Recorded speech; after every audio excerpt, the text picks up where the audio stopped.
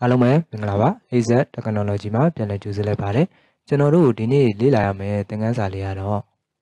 Microsoft မှာပြည်အောင်စုဖောင်းတဲ့မြန်မာစာတွေရရင်စကားလုံးတွေပို့လို့မရတဲ့ပြဿနာလေးကိုအလွယ်တကူဖြေရှင်းလို့ရမယ့်နည်းလမ်းလေးကိုကျွန်တော်ဒီနေ့မျှဝေပေးသွားမှာဖြစ်ပါတယ်။ Okay အဲ့တော့ကျွန်တော်ဒီအပေါ်ဆုံးခေါင်းစဉ်လေးကိုဘိုးတင်ကြည့်မယ်ပေါ့နော်အဲ့တော့ကျွန်တော်ဒါလေးကို select ပေးလိုက်မယ်ပြီးရင်ကျွန်တော်ဘိုးနှိပ်ကြည့်လိုက်မယ် Okay ဘိုးနှိပ်ကြည့်လိုက်မယ်ဆိုရင်စာသားရမှန်တော့ကျွန်တော်တွေ့ရမယ်နော်စာသားတွေကတလွဲဖြစ်သွားပြီပေါ့နော် Okayအဲ့တော့ကျွန်တော်ဒီပြဿနာလေးကိုဘယ်လိုဖြေရှင်းရမလဲဆိုတာကိုပြပြပေးသွားပါမယ်အဲ့တော့ကျွန်တော်ဒါလေးကို control Z ပြန်နှိပ်လိုက်မယ်နော်အဲ့တော့ပြီးသွားရင်ကျွန်တော်ဒီမှာ menu bar တွေက home နဲ့ဝင်လာမယ်ဒီ font ဆိုတဲ့ကွက်မှာဒီနေရာလေးကမြားလေးကိုကျွန်တော်နှိပ်လိုက်မယ်နော်သူ့ရဲ့ shortcut key က control D ပေါ့နော် Okay ဒီမြားလေးကျွန်တော်နှိပ်လိုက်မယ်နှိပ်ပြီးရင်ကျွန်တော်ဒီနေရာမှာ font ရဲ့ advanced ရှိရပါတော့ကျွန်တော်က advanced တွေကိုဝင်လိုက်မယ် advanced တွေဝင်ပြီးရင်ကျွန်တော်ဒီအပေါ်ဆုံးအကွက်ထဲမှာဒီကွက်ထဲမှာเนาะဒီကွက်ထဲမှာကျွန်တော်က none ဖြစ်နေရပါတော့အဲ့ဒါလေးကိုကျွန်တော်ကအောက်ဆုံးက all ဆိုတာကိုကျွန်တော်ရွေးပေးလိုက်မယ်เนาะဒီ all ဆိုတာကိုရွေးပေးလိုက်မယ် Okay ပြီးရင်ကျွန်တော်ဒီနေရာမှာ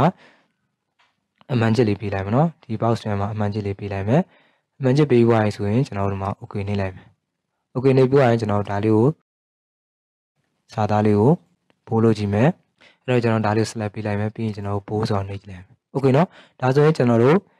စာသားတွေတလဲမဖြစ်ပဲနဲ့ဘိုးဖြစ်သွားတာကိုကျွန်တော်တို့တွေ့ရမယ်เนาะ Okay ဒါဆိုရင်ကျွန်တော်အလွယ်တကူဘိုးလို့ရပါပြီပေါ့เนาะဒီခေါင်းစဉ်လေးကိုကျွန်တော်ဘိုးလို့ကြည့်မယ် Okay ဒါလေးကိုကျွန်တော်ဆက်လက်မှတ်မယ်ဘိုးတင်မယ် Okay ဒီမှာဆိုရင်ကျွန်တော်ပြန်ပြောင်းသွားတယ်ပေါ့เนาะအဲ့တော့ကျွန်တော်ကဒါတွေအကုန်လုံးကိုဆက်လက်ပေးရမှာပေါ့เนาะအခုကျွန်တော်ရက်ထားတဲ့စာတွေအကုန်လုံးကိုဆက်လက်ပေးရမယ်เนาะအဲ့တော့ကျွန်တော်ဒါလေးကိုပြန်ဖြုတ်လိုက်မယ် Okay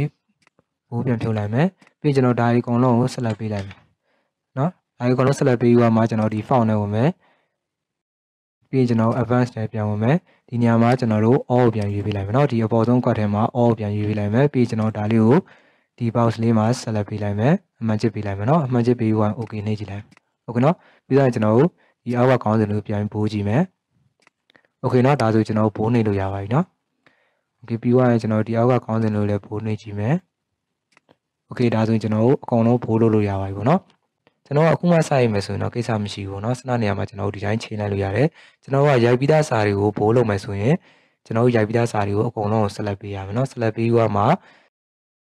ဒီ font အကွက်ထဲမှာကျွန်တော်တို့ဝင်ပြောင်းအောင်ပါပေါ့เนาะအဲ့တော့ကျွန်တော်တို့နားလည်မှထင်တယ်เนาะပြီးရင်ကျွန်တော်တို့ဒီခေါင်းစဉ်လေးလေးဘိုးလုပ်မယ် Okay เนาะဒါဆိုရင်ကျွန်တော်တို့ကိုဘိုးလုပ်ချင်တဲ့စကားလုံးတွေကိုအလွယ်တကူဘိုးလို့ရပါပြီပေါ့เนาะ Okay ဒီလောက်ဆိုရင်ကျွန်တော်တို့ Microsoft Word မှာပြည်အောင်စုဖောင်းနဲ့စာရိုက်ရင်စကားလုံးတွေဘိုးလို့မရတဲ့ပြဿနာလေးကိုအလွယ်တကူဖြေရှင်းတတ်လောက်ပြီလို့မျှော်လင့်ပါတယ်။နောက်ထပ်ဒီပညာသင်ခန်းစာတွေကိုအသစ်တင်တိုင်းသိချင်တယ်ဆိုရင်တော့ကျွန်တော်တို့ရဲ့ channel လေးကို subscribe နေထားပြီးတော့ all ဆိုတာကိုရွေးထားနိုင်ပါတယ်။ဒါမှသာသင်ခန်းစာအသစ်တင်တိုင်းသိရှိနိုင်မှာဖြစ်ပါတယ်။ Okay ကျွန်တော်ဒီနေ့မျှဝေပေးသွားတဲ့သင်ခန်းစာလေးနဲ့ပတ်သက်ပြီးတော့တခုခက်ခဲရှိရင်အခုဗီဒီယိုလေးရဲ့ comment ပေါင်းမှာမေးသွားလို့ရပါတယ်။ဒီနေ့သင်ခန်းစာလေးကအားလုံးအတွက်အကျိုးရှိလိမ့်မယ်လို့မျှော်လင့်ပါတယ်နော်။ဟုတ်ကဲ့ပါဒီနေ့တက်သင်ခန်းစာလေးကတော့ဒီလောက်ပါပဲနော်။နောက်ထပ်သင်ခန်းစာတွေမှာကျွန်တော်တို့ပြန်တွေ့ကြပါမယ်။အားလုံးပဲအဆင်ပြေကြပါစေခင်ဗျာ။